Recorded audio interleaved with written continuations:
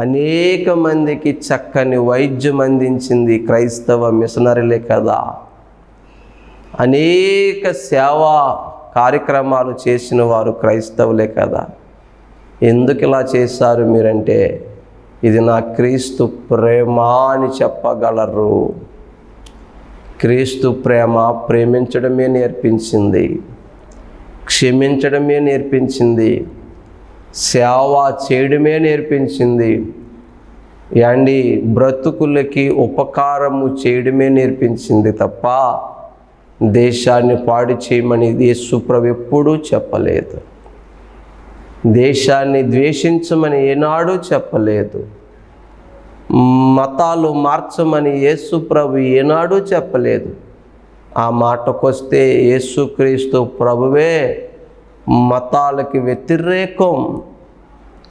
మీరు మతము స్థాపించి మీ మతంలో ఒకరిని లాగి వాడిని కూడా మీకులాగా భ్రష్టుని చేసి మీరు వాడిని కూడా పరలోకం చేరకుండా చేసేస్తారని చెప్పి అసలు మతానికి వ్యతిరేకముగా నిలిచిన వాడు యేసు ప్రభు.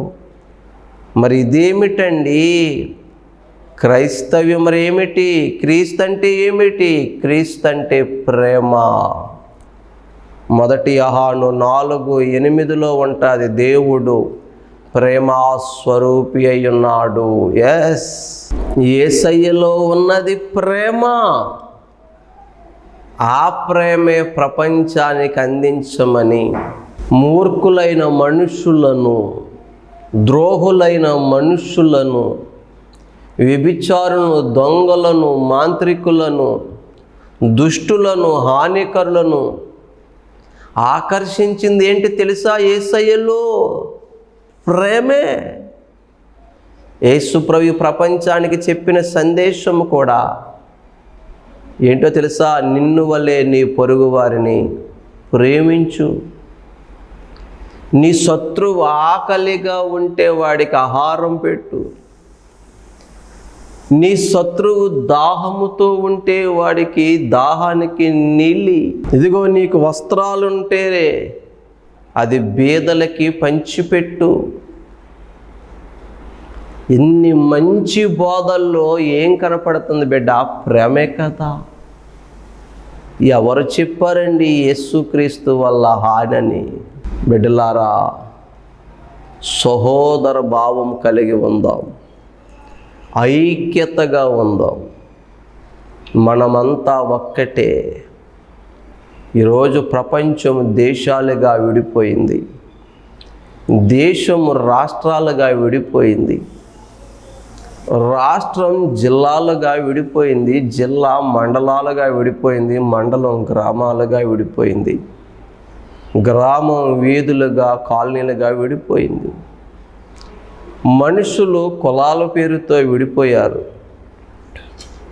వృత్తుల పేరుతో విడిపోయారు. విడిపోయిన మానవత్వముతో ఒకరినొకరు ప్రేమించుకుంటే, కలుసుంటే అది చాలా మేలు. ఈరోజు మతం మత్తులో, కులం అనే అహంకారములో మనిషిని మనిషి గాయపరుచుకోమని ఏ మతం చెప్పింది? ఏ దేవుడు చెప్పాడు? ఏదో ఒక పేరుతో అవతల వాడిని గాయపరచు, అవతల వారి నిర్మాణాలు కూలదొయ్యండి, అవతల వారి బట్టలు విప్పి ఊరేగించండి, అవతల వారిని మానభంగాలు చేయమని ఏ దేవుడు చెప్పాడు? ఒకవేళ అలా చెప్పుంటే వాళ్ళు నిజమైన దేవుళ్ళు కాదు. నేను నమ్మిన, నేను ప్రకటిస్తున్నా పనికి రాని ఘోర పాపిని, నన్ను మలిచిన, నన్ను చెక్కిన శిల్పి ఈ ప్రపంచానికైనా మాకైనా ఏం చెప్పాడు తెలుసా? కుల భేదము లేకుండా, మత భేదము లేకుండా, జాతి వర్ణ వివక్ష భేదము లేకుండా, ఇదిగో యేసు క్రీస్తు అయిన నేను అందరికీ ప్రభువుని. దేవుడు లోకముని ఎంతో ప్రేమించెను, దేవుడు ఒక్క వర్గాన్నే ప్రేమించలేదు, ఒక జాతి వారినే, ఒక మతం వారినే ప్రేమించలేదు. ఇదిగో లోకములో ఉన్న సర్వమానవాళిని సమానముగా ప్రేమించాడు. అందరికీ ఒక్క సూర్యుడిని వెలుగు ఇవ్వడానికి ఏర్పాటు చేశాడు. అందరికీ ఒక్క భూమిని ఇచ్చాడు. యేసుక్రీస్తులో ఉన్నది ప్రేమండి. యేసుక్రీస్తు బోధల్లో ఉన్నది ప్రేమండి. యేసుక్రీస్తులో నిలువెల్లా ఉన్నది ప్రేమ. ఆయన నరహంతకుల్ని ప్రేమించాడు. ఎన్నో సాక్ష్యాలు మీరు వినగలరు ఇటువంటి వాళ్ళు. ఒకప్పుడు నేను నరహంతకుడినండి, జైల్లో ఉన్నానండి, కానీ నన్ను అక్కడ అందరూ వదిలేసినప్పుడు ఆ నరహంతకుడు నన్ను కూడా ఇదిగో దేవుడు దర్శించి ప్రేమించి క్షమించాడు, ఇప్పుడు మంచిగా మారానని చెబుతున్న సాక్ష్యాలు కోకొల్లలు. నేను ఘోరమైన వ్యభిచారినండి, అనేక మంది బ్రతుకులు పాడు చేశానండి, నన్ను ఇలా మనిషిగా చెక్కినది యేసు ప్రభు అని చెప్పే సాక్ష్యాలు ఎన్నో. బైబిల్లో కూడా సమరయ స్త్రీ అనే ఒక స్త్రీ ఉంటుంది. బట్టలు మార్చినట్టు పురుషులను మార్చేది, భర్తలను మార్చేది. చాలా రోత బ్రతుకుతుంది, భయంకరమైన బ్రతుకుతుంది. అటువంటి ఆవిడ జీవితాన్ని మార్చాలని ఎండవేళ మధ్యాహ్నం వేళ యాకోబు బావి దగ్గర కూర్చుని ఆమె వచ్చినప్పుడు మంచి బోధలు చేసి ఆమెను క్షమించి కనికరించి ప్రేమించి యేసయ్య చెప్పిన జీవపు ఓటలనే మాటల వల్ల పాపపు దాహముతో నిండిపోయిన ఆ స్త్రీ, కామపు దాహముతో మోహపు దాహముతో నిండిపోయిన ఆ స్త్రీ, ఆ పాపిష్టి దాహమనే ఆ కడవ అక్కడ వదిలేసి ఊరిలోకి వెళ్ళి ఇదిగో నా బ్రతుకంతా చెప్పేశాడు యేసు ప్రభు. ఆయన మాటలు విన్నాక నాకు పాపం మీద అసహ్యం పుట్టింది. ఇప్పుడు నాకు వ్యభిచారం చేయనిపిస్తలే, పాపం చేయనిపిస్తలే, యేసయ్య కోసం బ్రతకాలనిపిస్తుంది. ఇదిగో నేను మంచిగా బ్రతుకుతాను. నన్ను ఇలా మలిచింది నా బంధువులు కాదు, నా స్నేహితులు కాదు, మనుషులు మాటలు కాదు, నా దగ్గర వచ్చి నా శరీరాన్ని పంచుకుని నాకు ఇచ్చిన డబ్బు కాదు, కానీ అదిగో ఆ పరమశిల్పి పరమ కుమ్మరి ప్రేమామయుడు మెస్సయ్య వచ్చాడండి అని చెప్పి ఆమె ఒక సజీవ సాక్ష్యముగా ఇంటర్వ్యూ ఇచ్చింది బైబిల్లో. ఇప్పుడు చెప్పు బిడ్డ, యేసుక్రీస్తును నమ్ముకుని ఆమె బ్రతుకు మార్చుకుంది, వ్యభిచారంలో నుంచి బయటపడింది. మేలు చేశాడా కీడు చేశాడా? మేలు చేసే దేవుడండి. యేసుక్రీస్తు అందరికీ ఉపకారండి, అందరికీ సహకారండి. ఆయన ప్రేమామయుడండి. ప్రియమైన దేవుని బిడ్డలారా, ఈ వాక్యం వింటున్న మీలో కూడా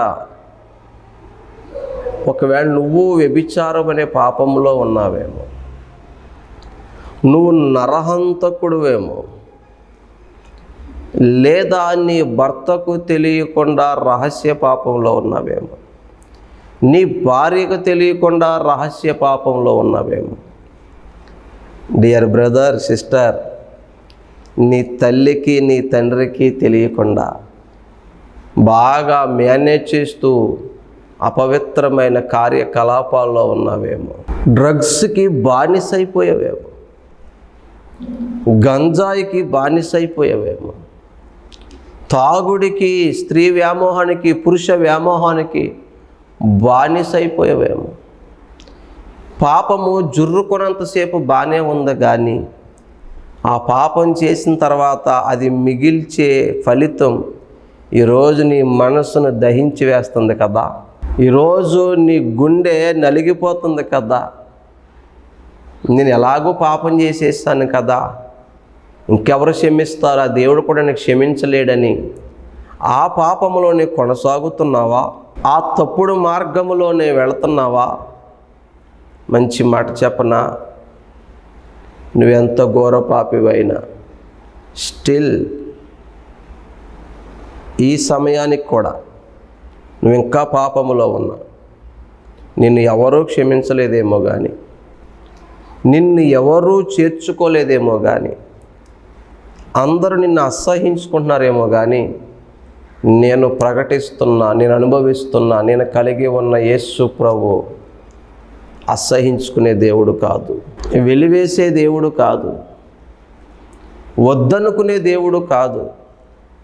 ఏ విధము చేతనైనా నీ పాపాలు క్షమించాలనే కోరుకుంటున్నాడు. ఏ విధము చేతనైనా నిన్ను రక్షించాలనే కోరుకుంటున్నాడు ఆయన. యేసు ప్రభు నిన్ను ప్రేమిస్తున్నాడు. బ్రదర్, నేను పాపిని అంటావేమో. ఎస్, నీకన్నా ఎక్కువ పాపిని. నువ్వు పాపివైనా నన్ను ప్రేమించిన దేవుడు నిన్ను ప్రేమిస్తున్నాడు.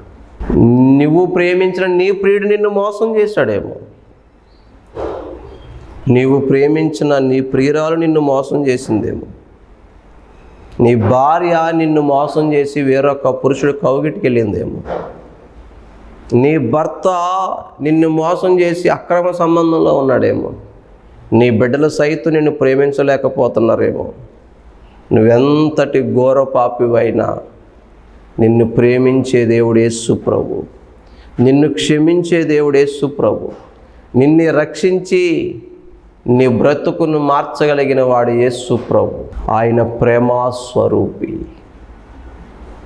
నువ్వు ఉన్న చోటే ప్రభువా, O Lord, I am a sinner, forgive me Lord, excuse me Lord. ప్రభువా, నేను పాపిని, నన్ను క్షమించవా, నన్ను మన్నించవా అని నువ్వు పశ్చాత్తాపంతో కూడిన ప్రార్థన చేయగలిగితే నీ గత పాపాలన్నీ యేసుక్రీస్తు ప్రభు క్షమిస్తాడు. మనుషుల్లాగా మరలా పాతయన్ని ఎత్తి దెప్పి పొడిచేవాడు కాదైనా. తూర్పుకి పడమర ఎంత దూరమో నీకు నీ గత పాపములకు అంత ఎడమ కలగజేస్తాడు. ఇక ఎన్నటికీ వాటిని జ్ఞాపకం చేసుకోడు. అంత గొప్ప దేవుడు యేసు ప్రభు, ప్రేమామయుడు యేసు ప్రభు. ఎందుకు సహోదరు ఇంకా ఆలస్యం చేస్తున్నాం? ఎందుకు సహోదరుడా ఇంకా ఆలస్యం చేస్తున్నాం? యేసు ప్రభు నేను ప్రేమిస్తున్నాడు. Jesus loves you. మోసపోయేవా జీవితంలో? చెడిపోయేవా నీ బ్రతుకులో? నిరాశలో ఉన్నావా? నిస్పృహలో ఉన్నావా? వేదనలో ఉన్నావా? కన్నీటిలో ఉన్నావా? నీ బ్రతుకంతా అయిపోయింది అనిపిస్తుందా? పాపములోకి వెళ్ళి అక్కడి నుంచి నువ్వు రాలేకపోతున్నావా? బిడా, నువ్వు ఏ స్థితిలో ఉన్నా అక్కడి నుంచి మొరపెట్టగలిగితే, నువ్వెంత ఘోర పాపివైనా నా దేవుడు నిన్ను రక్షించగలడు, నిన్ను విడిపించగలడు. పనికిరాని నిన్ను పనికొచ్చే పాత్రగా మార్చగలడు. విలువలేని నిన్ను విలువైన పాత్రగా మలచగలడు. నిరాకారముగా శూన్యంగా ఉన్న నీ జీవితాన్ని ఒక అందమైన శిల్పముగా, అందమైన రూపానికి తీసుకురాగలడు. ఎస్, ఈ డాక్టర్ బాబు జీవితం నిరాకారంగానే ఉండేది. ఈ డాక్టర్ బాబు జీవితం శూన్యంగా ఉండేది. ఎందుకు బ్రతకాలి ఇంకా నేను? అయిన కాళ్ళు పోయాయి, చదువు ఆగిపోయింది. నేను ఇంకెవరి కోసం బ్రతకాలని 10వ తరగతిలోనే చచ్చిపోదాం అనుకున్నాను నేను. అవునండి, 2000 సంవత్సరం జనవరి 2న నడిచే నేను, పరిగెత్తే నేను, ఆడుకునే నేను, చదువుకునే నేను ఒక అంతు చిక్కని వ్యాధితో మంచం పాలైపోయాను.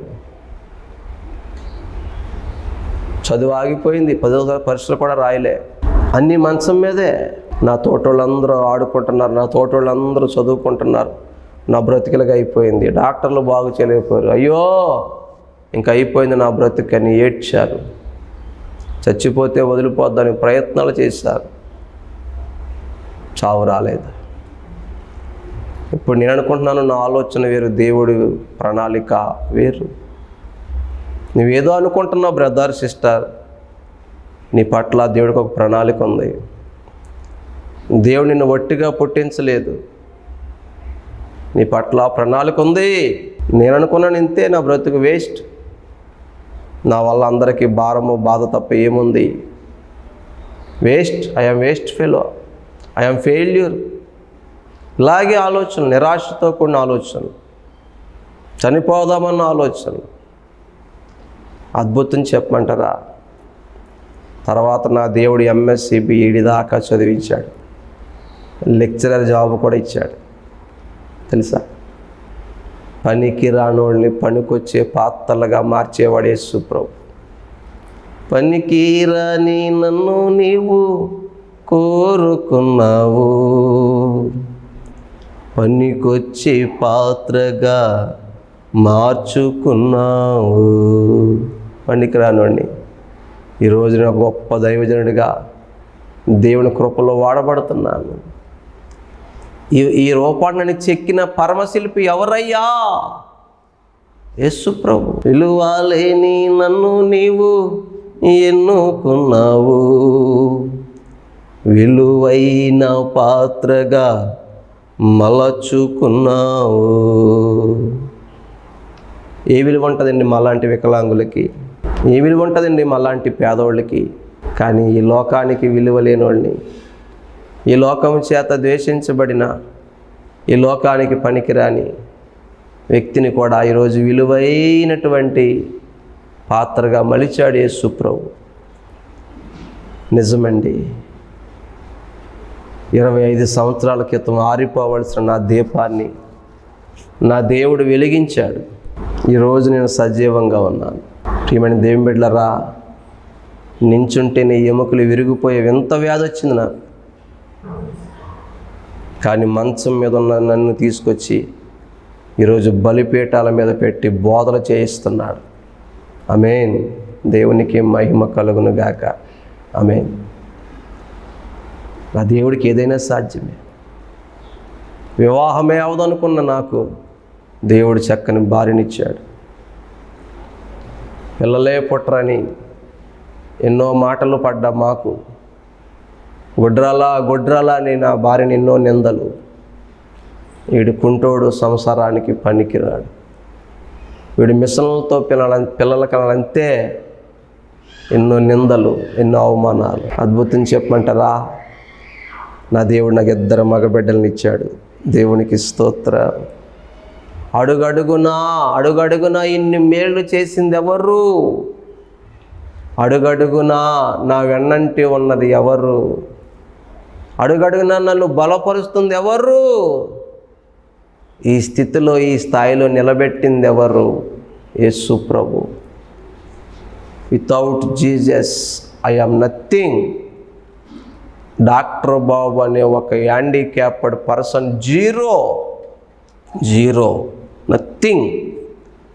కానీ యేసై అనే హీరో నా బ్రతుకులోకి వచ్చాడు. ఈరోజు నా బ్రతుకు ఒక విలువ వచ్చింది. ఏ గతి లేని నాకు ఈరోజు ఇంత స్థితి, ఇంత ఘనత వచ్చింది. ఓ టీవీ స్పీకర్ని చేశాడు దేవుడు, ఓ పబ్లిక్ స్పీకర్ని చేశాడు. ప్రియమైన దేవుని బిడ్డలారా, ఇంత వెలుగు ఎవరిచ్చారండి నా బ్రతుకులో? యేసు ప్రభు అండి. నీ జీవితం కూడా ఈరోజు చీకట్లో ఉందేమో. ఈరోజు కూడా నీ బ్రతుకు నలిగిపోయి ఉన్నావేమో, ఓడిపోయి ఉన్నావేమో. నేను ఒక మంచి భర్తను కాలేకపోయాను, ఏమి ఫెయిల్యూర్ హస్బెండ్ అని ఫీల్ అవుతున్నావా? నేను ఒక మంచి భార్యను కాలేకపోయాను, భార్యగా నేను ఫెయిల్ అయ్యానని ఫీల్ అవుతున్నావా? నేను మంచి కొడుకుగా ఉండలేకపోయాను, ఐఎమ్ ఫెయిల్యూర్ సన్, నేను ఓడిపోయిన కొడుకుగా ఓడిపోయినని ఫీల్ అవుతున్నావా? కూతురుగా మంచిగా ఉండలేకపోయాను, కూతురుగా ఓడిపోయానని ఫీల్ అవుతున్నావా? ఒక మంచి బ్రదర్గా, ఒక మంచి సిస్టర్గా నేను ఉండలేకపోయాను, నేను ఫెయిల్ అయ్యానని ఫీల్ అవుతున్నావా? చదువులో ఫెయిల్ అయ్యానని ఫీల్ అవుతున్నావా? జీవితంలో ఓడిపోయానని ఫీల్ అవుతున్నావా? ఉద్యోగ ప్రయత్నాల్లో నీ తోటి వారి కంటే వెనకబడిపోయానని, నీ బంధువుల కంటే వెనకబడిపోయానని ఫీల్ అవుతున్నావా? ఇప్పుడు ఏమి చెప్పానో అన్ని రకాలుగా ఓడిపోయినండి నేను.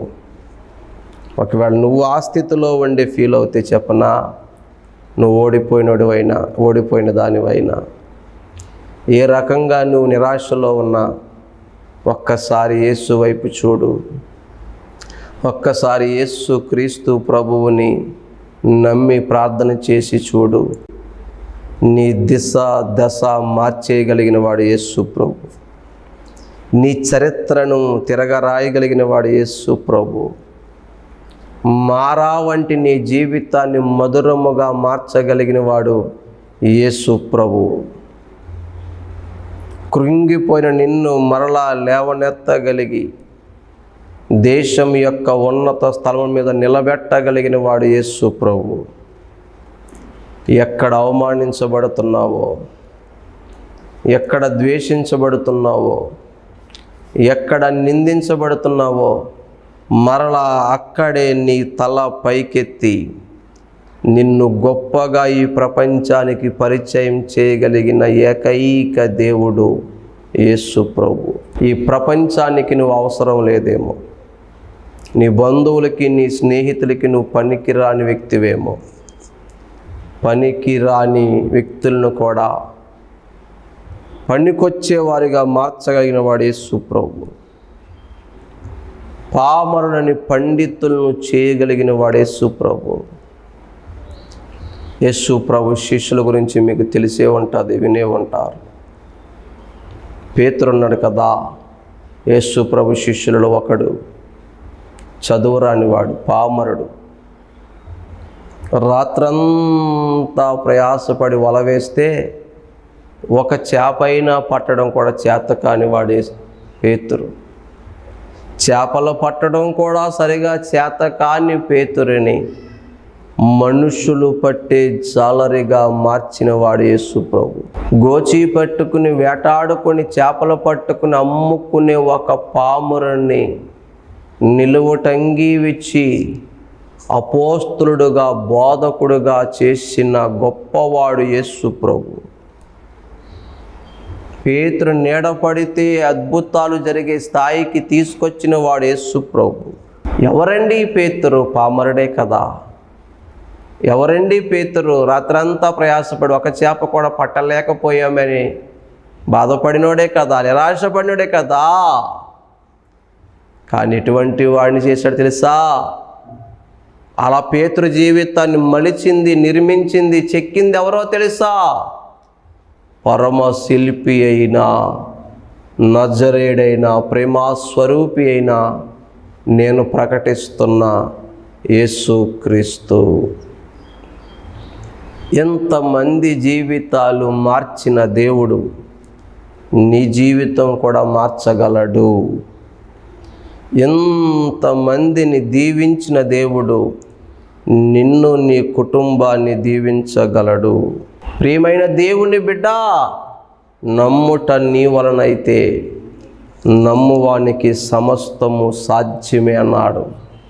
నువ్వు నమ్మగలిగితే యేసు క్రీస్తు ప్రభు దేవుడని, యేసు క్రీస్తు దగ్గరికి వెళితే నాకు దేవుడి కార్యము చేస్తాడని, ఆయన క్షమించగలడని, ప్రేమించగలడని, రక్షించగలడని, ఆయన నామమును ఒప్పుకుని బాప్తిసం పొందితే నేను పరలోకం చేరతానని నువ్వు విశ్వాసం ఉంచగలిగితే ఇహలోకములో నువ్వు దీవించబడతావు. నీవు యేసు నామాన్ని ఒప్పుకొని రక్షణ పొందినట్లయితే పరలోకము కూడా చేర్చబడతావు. ఆ పరలోకములో యుగ యుగాలు నిత్య సంతోషములో యేసుతో మనం ఉంటాం. పరిశుద్ధులతో కలిసి మనము దేవుణ్ణి ఆరాధిస్తాం. యుగ యుగాలు యేసయ్యలో సంతోషిస్తాం. ఆకలి దప్పికలు లేని రాజ్యం అది. వ్యాధి బాధలు లేని రాజ్యం అది. అప్పులు తిప్పలు డోక్రా కట్టే, సీటీ పాటలు కట్టే బాధలు లేని రాజ్యం అది. సువర్ణ వీధులవి.